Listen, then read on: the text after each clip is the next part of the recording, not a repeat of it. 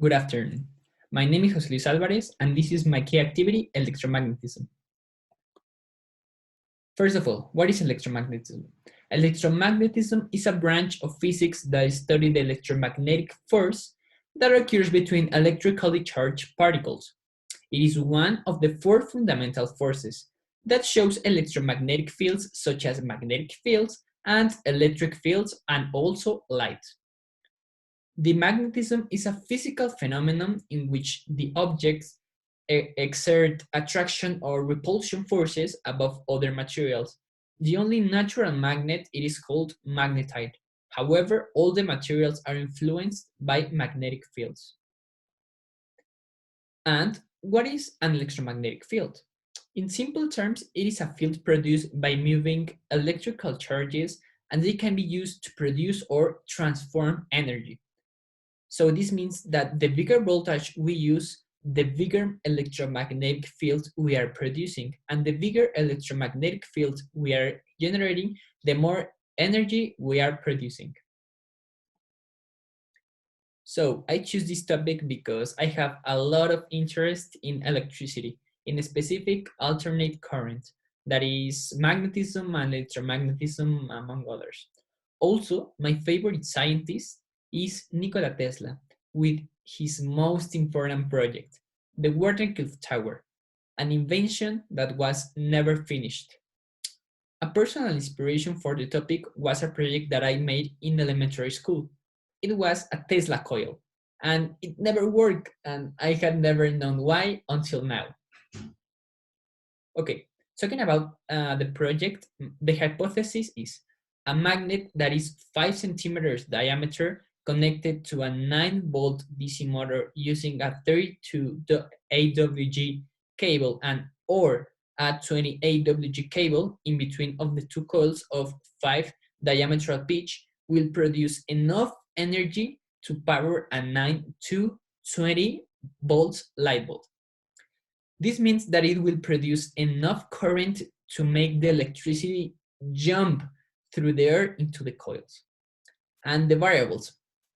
The independent variable is the caliber of the cables that make the coils.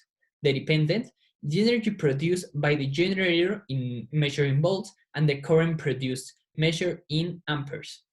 The control variables. The motor has to be a DC motor of 9 volts. Experimental group.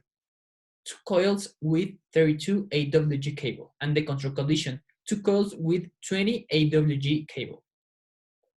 Talking about the experimental design, the prototype using a magnet of 5 centimeters diametral pitch, and it will be connected to a 9-volt DC motor.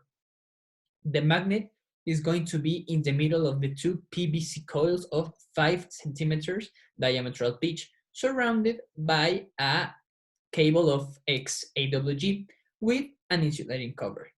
The cables of the coils will be connected to a switch, and throughout this cable, all the energy produced will be delivered to a switch entries, delivering energy to power a light bulb continuously without using a capacitor. All the system needs an initial energy boost. This will be given by a 9-volt battery connected to the DC motor, and the coil will start to spin around the coils due to electromagnetism.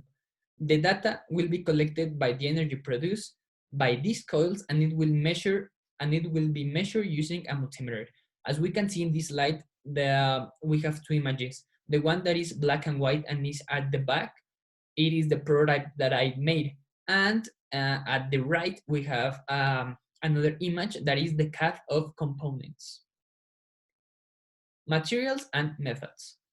We need for materials 2 pairs of PVC cylinders of 5 centimeters diametral pitch, 20 meters of 20 AWG cable with insulating cover, 40 meters of 32 AWG cable with also insulating cover, 9-volt DC motor, 2 magnets of 5 centimeters diametral pitch, power switch, light bulb, an electrical contact that has to be like a little box, a screw to put inside the PVC tubes to help create a more powerful electromagnetic field, And for methods, we are using a multimeter to measure the voltage and the current. As you can see, we have two images at the left. The one of the top is a multimeter, and the one below is an electrical diagram to show how the connections are made. And we are looking at the results. First, in the table that is in blue, I'm comparing the number of spins that the coils have and the time that I took the measure. In the 32 AWG, that is the one at the left top, we have the comparison of 200 and 100 spins of the cable around the coil.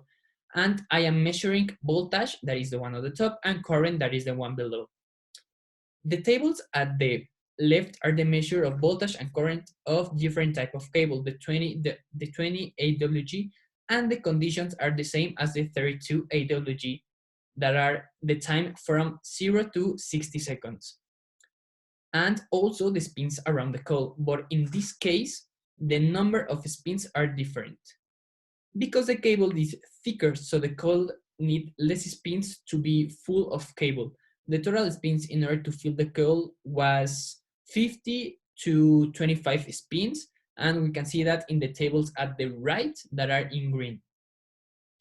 Okay, there is an extra factor in the current. As you can see, the 32 AWG that is measuring current, the table below, has the time from 0 to 40 seconds, despite the 20 AWG that has 0 to 30 seconds. That is the table in green below. This is because, as you can see, the 20 AWG cable with 50 spins has a decrease in the 40 seconds measure that is 0 amperes. So I decided not to include it. And I only, okay, so these are the current tables. And I only include the graphs of current because there is a significant change. The data is moving around in order to help us and make a more graphic design of these tables. And the voltage, it doesn't have this constant data. It has constant data, so there are just lines that it's not necessary to make a graph.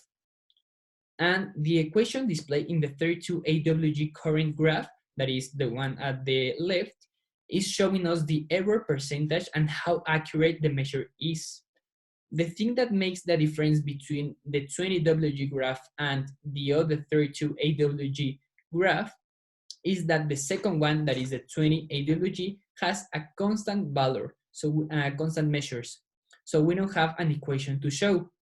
Something important to mention is that the 32 graph, that is the one on the left, has a quadratic equation because the movement of the data is like a parabol, and the other graph has constant numbers. The first graph, that is the one at the left, can be linear. No, sorry, the one at the right can be linear due to the movement and unpredictable numbers that is given over time. And the conclusions. Looking at the graphs, we can see that after all the attempts and despite the number of turns and the caliber of the cable, it didn't produce enough energy to power a light bulb. But the results tell us that we indeed produce energy, that it was of 0.1 volts with a current of 0.20 amperes. The current is going down because, as I said earlier, we don't have a capacitor to store that energy. And after making some calculations, I discovered that we need more spins to the coil.